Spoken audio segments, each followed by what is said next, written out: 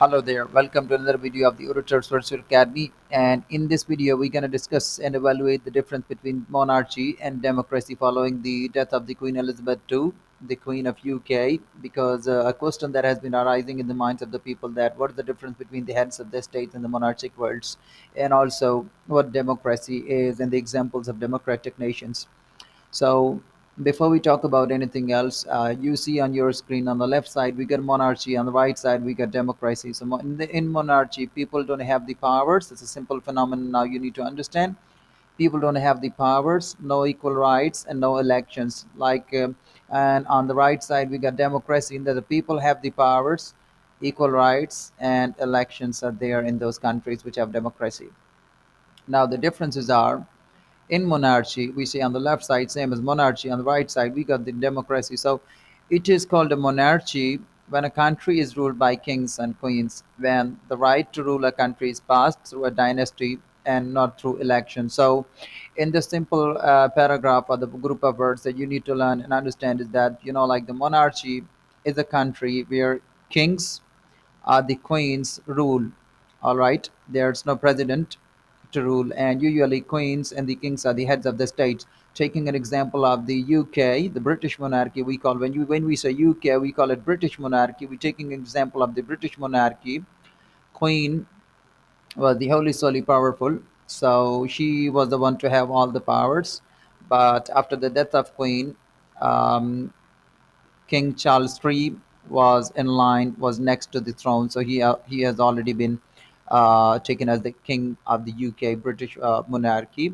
So when the right to a country is passed through a dynasty and not through election, so it's simply, when we compare it with democracy, it is called democracy when a country is ruled by government elected by its people through election. So now you see, democracy is basically government by the people, government for the people, and government of the people, in which we say, in a country where elections are held, where elections take place every time, whether local elections or general elections, when the elections take place, it means that's a democratic country wherever the elections take place. For example, taking an example of Pakistan, it is a democratic country, or India, it is also a democratic country.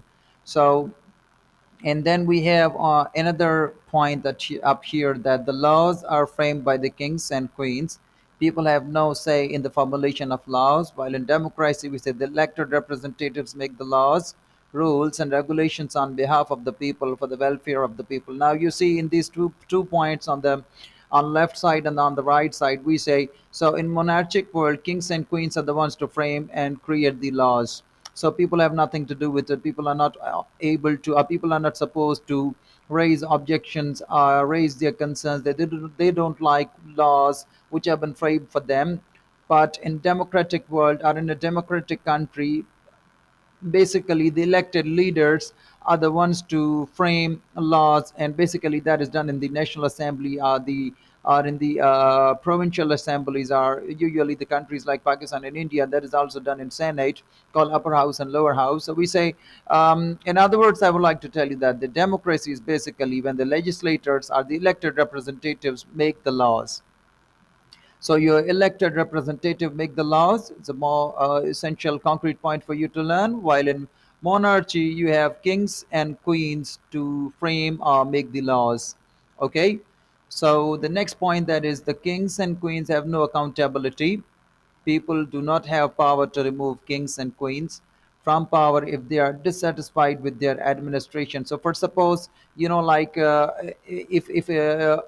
in this paragraph, I would like to tell you, for example, if an administration of king is going on right now, if one king is actually ruling the country, but is actually reigning the country, we when we talk about monarchy, we say reigning rather than ruling. But when we talk about democracy, we say ruling or governing. So there's a little difference between these two words. I can write it up here, but later I'm going to write it on at the end of the video. I'm going to let you know about this thing. So now you see, if a king is reigning the country, or in other words, ruling the country, and his administration is not good at all, people don't admire his administration, then people do not have the power to remove kings or queens.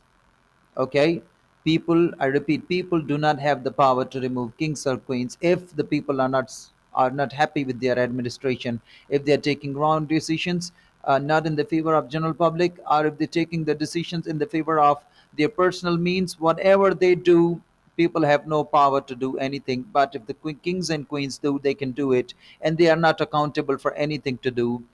But in the democratic country, we said the elected representative are held accountable. So they are the ones who are held accountable. They can be taken by the people to, they can be summoned by the court to confirm about their wealth and the assets that they own by the people of the country, because people of the country are basically the one to elect him as the representative. Hence, elections are held and representatives lose their right to rule if they do not meet their expectations of the people.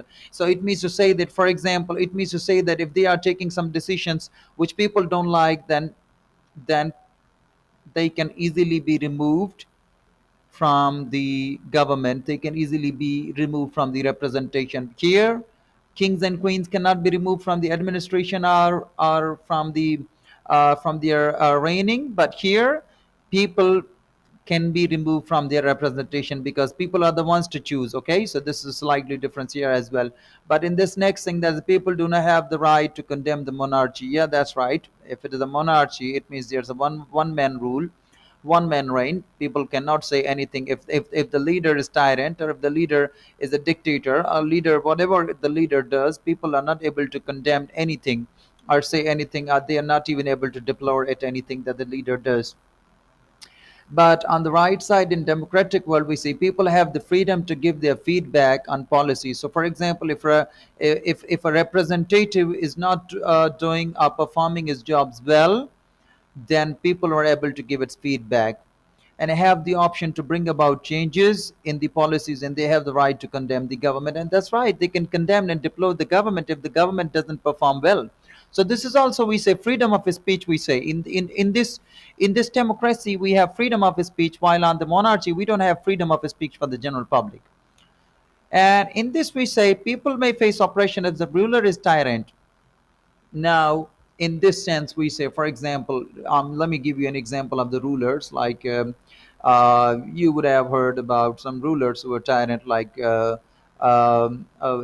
Hitler was also the ruler. He was a tyrant ruler, and people can face oppression. And oppression is, it means that they can face hostility, or they can face tyranny. Like cruelty is, oppression is actually the synonym of cruelty. So we say people can face cruelty if the ruler is tyrant, because it is a monarchic reign.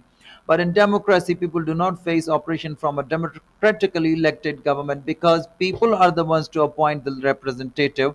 People are the ones to elect the government, so they have the power to change the government and cast their vote to any other party or an opposition, and opposition brings up the changes and returns. So in a monarchy, people are not considered as equals. That's right, because monarchy is one man show. People are not considered equals. But in democracy, people are considered equal in democracy. Yes, people are equal. People got equal powers. People got equal opportunities, because it is a democratic country.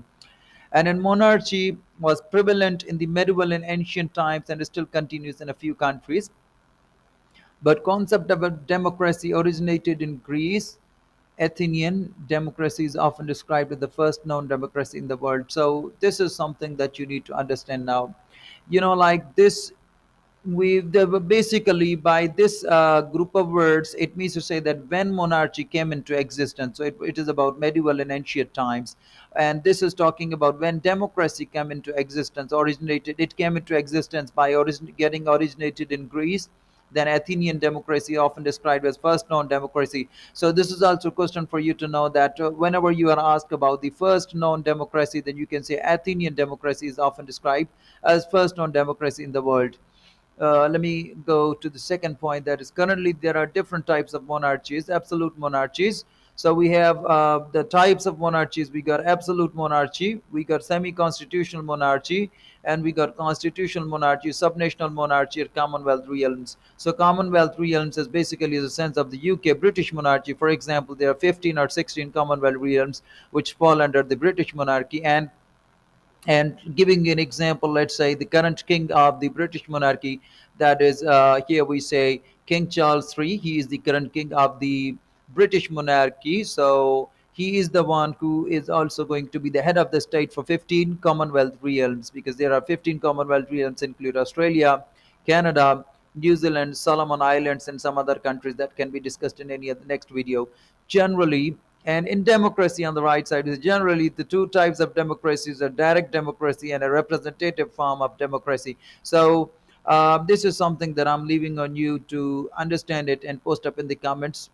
Okay, because it's quite easy for you, because you can do it in the comparison of this monarchic point. And then the second point is currently some of the examples of monarchy are Middle East countries like the United Arab Emirates and Saudi Arabia. Yeah, that is also right. And if we add up to UK, British monarchy, we add up Japanese monarchy, they can also be the concrete examples of monarchy. And then once we say some of the examples of democracy are India, USA, France, and Pakistan as well, because Pakistan is also a democratic country. That's for your information to know about it. So we have a picture up here. We say this is also the examples of monarchic reign. So one more difference for you to learn is, so when there is a monarchic reign, we say monarchic reign.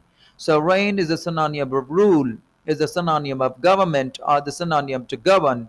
So when we talk about monarchy, it means the rule by one person. We say monarchic reign. But when we talk about the government or the democratic government, then we say the government. We say that the represented elected representatives. So this is the picture of the British monarchy.